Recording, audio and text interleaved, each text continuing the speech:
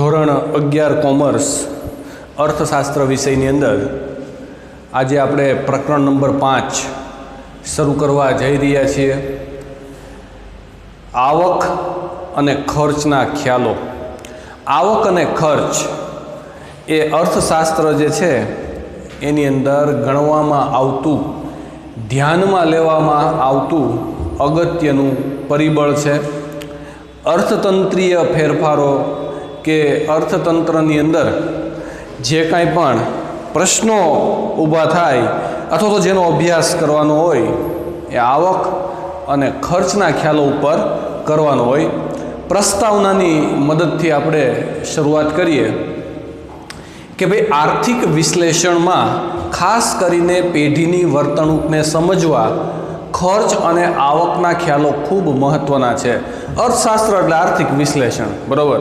તો એ આર્થિક વિશ્લેષણની અંદર તમારે તમારી પેઢીને અથવા તો કોઈ પેઢીને એની વર્તણૂકને સમજવા માટે આવક અને ખર્ચનો ખ્યાલ જે છે એ ખૂબ જ મહત્ત્વનો છે, અગત્યનો છે। ઉત્પાદનનું પ્રમાણ બદલાતા કુલ ઉત્પાદન ખર્ચમાં ફેરફાર થાય, બરાબર? ઉત્પાદનનું પ્રમાણ બદલાય એટલે કુલ ઉત્પાદન ખર્ચ હોય એમાં ફેરફાર થાય। એ તો સીધી વાત છે કે વધારે ઉત્પાદન કરો તો એ પ્રમાણે ઉત્પાદન ખર્ચમાં ફેરફાર થાય અને ઉત્પાદન ઘટાડો તો એ પ્રમાણે ઉત્પાદન ખર્ચની અંદર ઘટાડો થાય। ખર્ચથી પેઢીની જાવક બાજુનો અંદાજ આવે છે। ખર્ચ કરીએ ને એટલે એનાથી શું થાય? પેઢીની જે જાવક હોય એનો તમને વધુ ખ્યાલ આવે છે। તો આવકના ખ્યાલો જાણવાથી પેઢીની આવક બાજુનો અંદાજ આવે છે। તો આવક બાજુનો આપણે ખ્યાલ જાણીએ, બરાબર? તો શું થાય? પેઢીની જે આવક છે તો એ આવક બાજુનો ખ્યાલ આપણને આવે છે। આવક અને ખર્ચના ખ્યાલો સામાન્ય ઉત્પાદનની સપાટી નક્કી કરે છે, બરાબર? આવક અને ખર્ચના જે ખ્યાલો છે એ ઉત્પાદનની સામાન્ય સપાટી નક્કી કરે કે કેટલું ઉત્પાદન કરવું જોઈએ, કેટલો ઉત્પાદન ખર્ચ જે છે એ કરવો જોઈએ। ત્યાર પછી પેઢીને પોતાની વસ્તુની કિંમત નક્કી કરવામાં મદદ મળે। તમે આવક અને ખર્ચ તપાસો ને તો આપણે આપણા ઉત્પાદનની, આપણી જે ચીજ વસ્તુ છે એની કિંમત કેટલી નક્કી કરવી ને એ આપણને ખબર પડે। જેટલો ખર્ચ થાય, જે પ્રમાણેનો ખર્ચ થાય એની સામે આપણને આવક કેવા પ્રમાણમાં થાય છે, કેવા પ્રકારની આવક થાય છે, બરાબર? તો એનાથી આપણે આપણી જે ચીજ વસ્તુ છે ને એની કિંમત નક્કી કરી શકીએ, બરાબર? પેઢીને પોતાનો નફો મહત્તમ કરવામાં માર્ગદર્શન મળે। હવે આપણને જે આપણી આવક મળતી હોય એ આવકમાંથી જે કાંઈ પણ ખર્ચ બાદ કરતા હોય એટલે આપણને નફાનું પ્રમાણ મળે। હવે આપણે જો આપણો નફો વધારવો હોય, નફાને મહત્તમ કરવો હોય તો કેવા પગલાં લઈ શકાય એ તમને ખ્યાલ આવશે આવક અને ખર્ચના ખ્યાલને સમજવાથી। મહત્તમ નફાને સમજાવવા સીમાંત ખર્ચ ઉપયોગી બને છે। સીમાંત ખર્ચ આગળ આવશે, બરાબર? તો તમારે તમારા મહત્તમ નફાને જો સમજવું હોય તો સીમાંત ખર્ચનો જે ખ્યાલ છે ને એ ખૂબ જ અગત્યનો છે, મહત્ત્વનો છે। સીમાંત ખર્ચનો ખ્યાલ પેઢીની વર્તણૂકને સમજવામાં મદદરૂપ બને છે। અને આ જે સીમાંત ખર્ચ છે, બરાબર, વધારાનો ખર્ચ કે ભાઈ ઉત્પાદન વધારીએ, આટલું ઉત્પાદન હોય એમાંથી થોડુંક ઉત્પાદન વધારીએ તો કેટલો ખર્ચ થશે, ખર્ચની અંદર કેટલો વધારો થશે। તો આ જે સીમાંત ખર્ચ છે એ સીમાંત ખર્ચને આપણે સમજીએ, બરાબર, તો એની મદદથી આપણને પેઢીની વર્તણૂકની ખબર પડશે। પેઢીની વર્તણૂક કેવા પ્રકારની છે, કેવો પ્રવાહ છે એની તમને જાણકારી મળશે। પેઢી કેટલા સાધનો રોકશે, કેટલી રોજગારી આપશે, કેટલું ઉત્પાદન કરશે, કેટલું રોકાણ કરશે તે અંગેના નિર્ણયોમાં આવક અને ખર્ચના ખ્યાલો મહત્ત્વનો ફાળો આપે છે। પેઢી પોતાના ઉત્પાદનની અંદર કેવા પ્રકારના અને કેટલા સાધનો રોકશે, કેટલા લોકોને રોજગારી આપશે, બરાબર? પેઢી છે એ કેટલું ઉત્પાદન કરશે, બરાબર, એકમની અંદર કે જે કાંઈ પણ હોય। પછી એ પેઢી છે એ કેટલું મૂડીરોકાણ કરશે, બરાબર? આ બધા નિર્ણયો જે છે એ નિર્ણયોની અંદર આવક અને ખર્ચનો ખ્યાલ જે છે એ ખૂબ જ મહત્ત્વનો છે અને એ મહત્ત્વનો ફાળો આપે છે। વૈકલ્પિક ખર્ચનો ખ્યાલ સાધનોના વૈકલ્પિક ઉપયોગ અને સંચાલકીય અર્થશાસ્ત્રમાં ઉપયોગી બને છે. વૈકલ્પિક ખર્ચનો ખ્યાલ અને સાધનોનો વૈકલ્પિક ઉપયોગ જે છે, બરાબર, વૈકલ્પિક ઉપયોગ એટલે કે એકની જગ્યાએ બીજું, બરાબર, એક જગ્યાએ નહીં પણ બીજી જગ્યાએ તમે સાધનોનો ઉપયોગ કરી શકો, અથવા તો વૈકલ્પિક ખર્ચ, આટલી જગ્યાએ આવા પ્રકારનો ખર્ચ થઈ શકે, અહીંયા નહીં તો અહીંયા, આવો વૈકલ્પિક ખર્ચ જે છે, બરાબર, એ અને સાધનોના વૈકલ્પિક ઉપયોગની અંદર નો ઉપયોગ જે છે એનો સંચાલકીય અર્થશાસ્ત્રમાં એ ઉપયોગી બને છે. સંચાલકીય અર્થશાસ્ત્ર આપણે વાણિજ્ય સંચાલનની અંદર શીખીએ છીએ કે ભાઈ સંચાલન કઈ રીતે થાય, એમ છતાં પણ આગળ જતાં પેઢીનું સંચાલન કઈ રીતે થાય એ આપણે શીખશું. ધોરણ 12ની અંદર પણ સંચાલન જે છે, વાણિજ્ય વ્યવસ્થાને સંચાલન, એની અંદર અલગ અલગ પ્રકરણો દ્વારા આનો તમને ઊંડાણપૂર્વક અભ્યાસ મળશે. નાણાકીય ખર્ચના ખ્યાલો પેઢીના સંચાલનમાં દિશાસૂચક બને છે. નાણાકીય ખર્ચ જે છે એ નાણાકીય ખર્ચના ખ્યાલો જે છે એ પેઢીના સંચાલનની અંદર દિશાસૂચક બને. પેઢીનું સંચાલન કઈ રીતે કરવું, કે ભાઈ આટલો ખર્ચ છે તો હવે આને કઈ રીતે ચલાવો, કઈ રીતે એડજસ્ટમેન્ટ કરવું, બરાબર, ખર્ચને ઘટાડવા કેવા પગલાં લેવા, અથવા તો આવકને વધારવા માટે કેવા પગલાં લેવા, તો આ સંચાલકીય સંચાલનની અંદર એ આપણને ઉપયોગી બને છે. ત્યાર પછી ખર્ચના વિવિધ ખ્યાલો. ખર્ચ જે છે ને એના અલગ અલગ પાછા પ્રકારો છે, એના અલગ અલગ ખ્યાલ છે. પહેલું છે વાસ્તવિક ખર્ચ. વાસ્તવિક ખર્ચનો ખ્યાલ પ્રશિષ્ટ અર્થશાસ્ત્રીઓએ રજૂ કર્યો હતો, બરાબર. પ્રશિષ્ટ અર્થશાસ્ત્રીઓ જે છે, બરાબર, એણે આ વાસ્તવિક ખર્ચ જે છે એનો ખ્યાલ રજૂ કરેલો છે. તેમણે આ ખ્યાલ ઉત્પાદનના મૂળ સાધનો, શ્રમ અને જમીનના સંદર્ભમાં રજૂ કર્યો હતો, બરાબર. એમણે આ જે ખ્યાલ રજૂ કર્યો, વાસ્તવિક ખર્ચનો ખ્યાલ, એ જે આપણા ઉત્પાદનના મુખ્ય સાધનો છે, શ્રમ અને જમીન, એને ધ્યાનમાં રાખી અને વાસ્તવિક ખર્ચનો ખ્યાલ જે છે એ રજૂ કરવામાં આવ્યો હતો. પરંતુ આધુનિક યુગમાં મૂડી રોકનાર અને નિયોજક વર્ગની દૃષ્ટિએ પણ આ ખ્યાલનો વિચાર કરવામાં આવે છે. અત્યારના સમયની અંદર, અત્યારના આધુનિક યુગની અંદર મૂડી રોકનાર અને નિયોજક જે છે, સંચાલક જે છે, અથવા તો માલિક જે છે, નિયોજક, એના વર્ગની દૃષ્ટિએ પણ આ ખ્યાલનો વિચાર કરવામાં આવે છે કે વાસ્તવિક ખર્ચ જે છે એ શ્રમ અને જમીનની પાછળ કઈ રીતે અને કેવા પ્રમાણમાં કરવો જોઈએ, એ ખ્યાલ જે છે એ અત્યારના સમયની અંદર જે મૂડી રોકનાર વ્યક્તિ છે અથવા તો કોઈ નિયોજક છે એને પણ ધ્યાનમાં રાખવામાં આવે છે. પછી માર્શલના મત પ્રમાણે વાસ્તવિક ખર્ચ કોને કહેવાય? તો કે માર્શલના મત પ્રમાણે ઉત્પાદન પ્રક્રિયા સાથે સંકળાયેલા શ્રમિક, નિયોજક, મૂડીપતિ કે જે માનસિક અને શારીરિક કષ્ટ ઉઠાવે છે તે વસ્તુના ઉત્પાદનનું વાસ્તવિક ખર્ચ છે. માર્શલ છે એ વાસ્તવિક ખર્ચ વિશે એવું કહે છે કે ઉત્પાદન પ્રક્રિયા સાથે જે સંકળાયેલા હોય ઉત્પાદનના સાધનો, કે જે શ્રમિક છે, નિયોજક છે, મૂડીપતિ છે, કે જે મૂડી લઈ આવ્યો હોય, બરાબર, એના માનસિક અને શારીરિક કષ્ટ એ ઉઠાવે છે, બરાબર. માનસિક અને શારીરિક બંને રીતે વિચારે પણ છે અને શારીરિક શ્રમ પણ કરે છે, બરાબર. એ કષ્ટ જે ઉઠાવે છે ને એ વસ્તુના ઉત્પાદનનું વાસ્તવિક ખર્ચ કહેવાય. એ વસ્તુના ઉત્પાદન કરવા પાછળનું કેવું ખર્ચ કહેવાય? વાસ્તવિક ખર્ચ કહેવાશે. કોઈ વસ્તુના ઉત્પાદન કાર્ય માટે ઉત્પાદક જે નાણાં ખર્ચે છે તે જ માત્ર સાચું ઉત્પાદન ખર્ચ નથી. ખરેખર દેખીતી રીતે તમે જે કાંઈ પણ ઉત્પાદન પાછળ ખર્ચ કરો છો માત્ર એ જ ઉત્પાદન ખર્ચ કહી શકાય નહીં, પરંતુ ઉત્પાદન કાર્ય સાથે જોડાયેલા શ્રમિકોને જે થાક લાગે, કંટાળો, ત્રાસ લાગે, મૂડીપતિ પોતાની મૂડી વપરાશનો ત્યાગ કરીને, બચત કરીને મેળવે છે. નિયોજકને ધંધાની ચિંતા, બિનસલામતી, અનિશ્ચિતતાનો સામનો કરવો પડે છે. આ બધાનો સમાવેશ જે છે એ વાસ્તવિક ખર્ચમાં થાય છે, બરાબર. ખાલી દેખીતી રીતે ઉત્પાદન ખર્ચ કરવામાં જે આવે એ જ કાંઈ ઉત્પાદન ખર્ચ કહેવાય નહીં, પણ જે મૂડીપતિ છે, અથવા તો આપણા શ્રમિકો છે એ કંટાળો અનુભવે, એને થાક લાગે, એને માનસિક ત્રાસ લાગે, બરાબર, પછી જે મૂડી લઈ આવ્યો હોય એને પોતાનું જોખમ ઉઠાવવું પડે, ધંધાની ચિંતા થાય, બિન સલામતી ધંધાની અનુભવાય, બરાબર, આ બધી બાબતો જે છે એનો સમાવેશ ઉત્પાદન ખર્ચની અંદર કરવામાં આવે છે.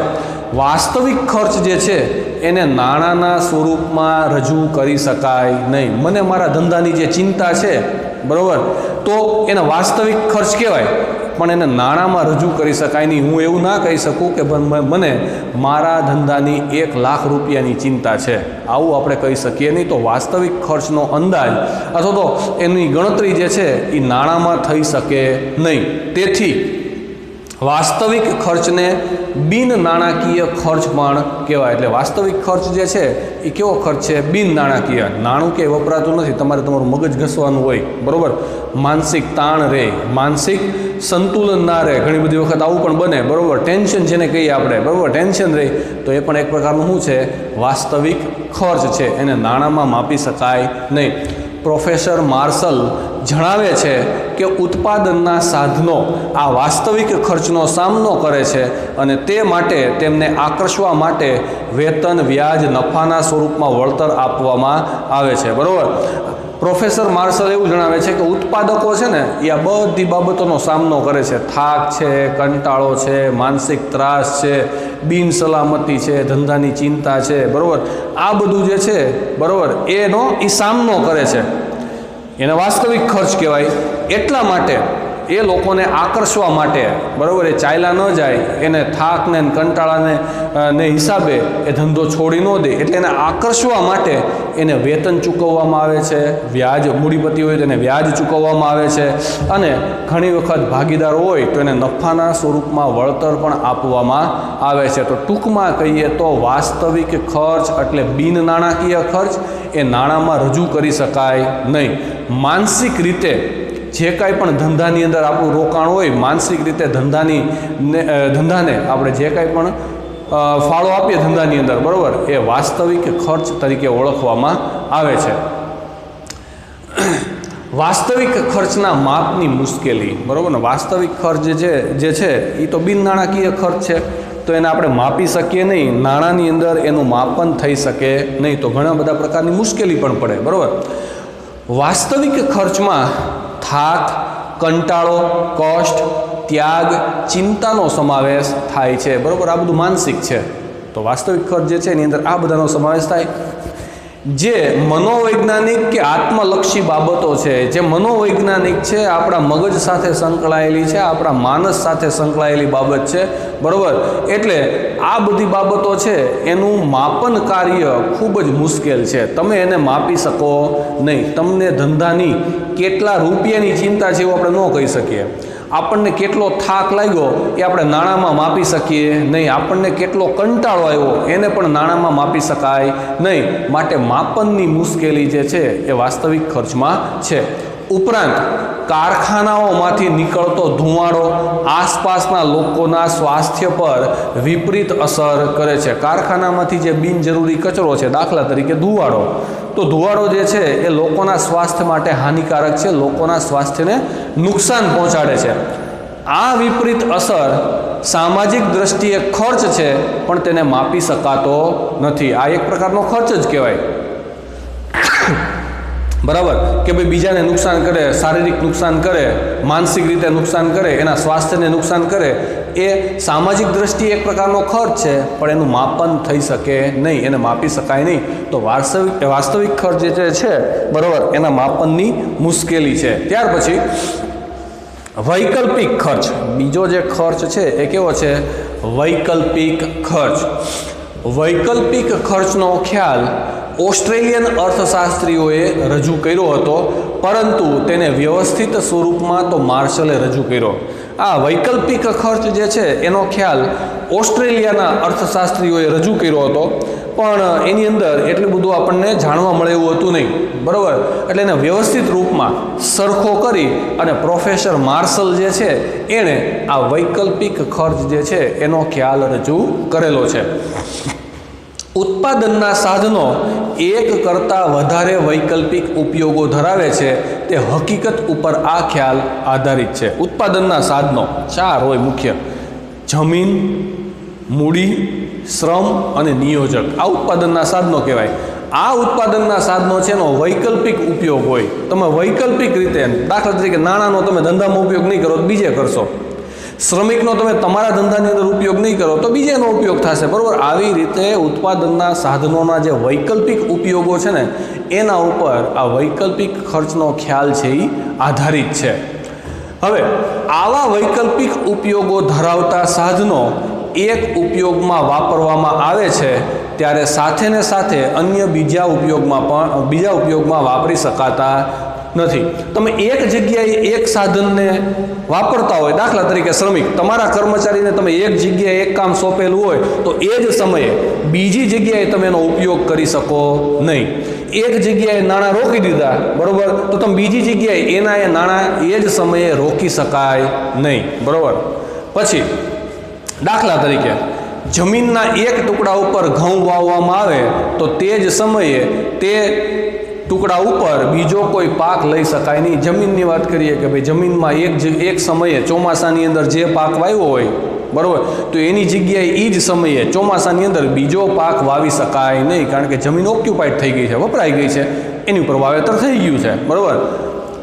શ્રમિક એક સમયે મિલમાં કામ કરે તો એ જ સમયે બીજા ઉદ્યોગમાં કામ કરી શકતો નથી. શ્રમિક મજૂર છે, મિલમાં કામ કરતો હોય દિવસે, તો દિવસે બીજી જગ્યાએ બીજી મિલમાં કામ કરી શકે નહીં. હા, રાતપાળીમાં કામ કરે તે અલગ વાત છે, બરાબર, પણ એ સમય ફરી ગયો ને, બરાબર. તો આ એક સમયે એક જ ઉત્પાદનના સાધન જે છે એનો એક સાથે ઉપયોગ થઈ શકતો નથી. આમ સાધન વૈકલ્પિક ઉપયોગવાળા હોય છે. આ સાધનો જે છે એ વૈકલ્પિક ઉપયોગો ધરાવે છે. ત્યાર પછી વૈકલ્પિક ખર્ચ જે છે એનો અર્થ આપણે જોઈએ અને એની સમજૂતી. ઉત્પાદનના સાધનોને કોઈ એક કાર્યમાં રોકવામાં આવે તો તે સાધનનો બીજો શ્રેષ્ઠ વિકલ્પ જતો કરવો પડે છે. હવે તમે ઉત્પાદનના અમે જે 4 સાધનોની વાત કરી એનો તમે એક જગ્યાએ ઉપયોગ કરો એટલે બીજા એના જે વિકલ્પો હોય ને એને જતા કરવા પડે. જમીન ઉપર એક પાક વાવ્યો, બરાબર, તો એ જમીનનો એ જ સમયે ઉપયોગ નથી કરી શકવાના, તો એના બદલે બીજા પાકને તમારે જતા કરવા પડે. આપણે કહીએ ને કંઈક મેળવવા માટે કંઈક ગુમાવવું પડે, એક સાથે બધું થઈ શકે નહીં. તો આ ઉત્પાદનના જે સાધનો છે એ ઉત્પાદનના સાધનો છે એનો એક જગ્યાએ એક સમયે તમે ઉપયોગ કર્યો એટલે એનો બીજી જગ્યાએ તમે ઉપયોગ કરી શકો નહીં. ભલે એનો વૈકલ્પિક ઉપયોગ છે, બીજે તમે એને વાપરી શકો, પણ એનો ઉપયોગ એ સમયે કરી શકતા નથી. જતો કરવો પડતો શ્રેષ્ઠ વિકલ્પ ઉત્પાદિત વસ્તુનો વૈકલ્પિક ખર્ચ ગણાય છે. એટલે હવે તમે જે વૈકલ્પ જતો કર્યો, જમીન ઉપર સિંગ વાવેલી હતી અને તમારી પાસે તો વિકલ્પ હતો તમે કપાસે વાવી શકો, તો કપાસનો વિકલ્પ તમે જતો કર્યો, તો એ જે વિકલ્પ જતો કર્યો ને એને વૈકલ્પિક ખર્ચ કહેવાય. એને શું કહેવાય? વૈકલ્પિક ખર્ચ. માની લો કે તમે સિંગ વાવવાના નહોતા, સિંગનું વાવેતર કરવાના નહોતા, તો એની જગ્યાએ કપાસનું કરવાના હતા, પણ તમે સિંગ વાવી દીધી એટલે એ સમયે કપાસ સાથોસાથ થાય નહીં. એટલે કપાસનો વૈકલ્પિક ઉપયોગ જે છે તમે જતો કર્યો એટલે એને શું કહેવાશે? વૈકલ્પિક ખર્ચ. આ બાબત એક ઉદાહરણની મદદથી આપણે સમજીએ. ખેતીનું જ ઉદાહરણ આપેલું છે કે જમીનના એક ટુકડાનો ઉપયોગ ઘઉં અને ડાંગર માટે થઈ શકે છે. જો જમીન ઉપર ઘઉં ઉત્પાદન કરવામાં આવે તો રૂપિયા 2 લાખ મળે, અને જો જમીન ઉપર ડાંગર ઉત્પાદન કરવામાં આવે તો 3.5 લાખ રૂપિયા મળે છે. હવે ખેડૂતનું વર્તન તર્કબદ્ધ છે. લાભની દ્રષ્ટિથી વિચારી ખેડૂત ઘઉંનું ઉત્પાદન જતું કરશે અને જેમાં વધારે રકમ મળે છે એ ડાંગરનું ઉત્પાદન કરશે અને રૂપિયા 3.5 લાખ મેળવશે.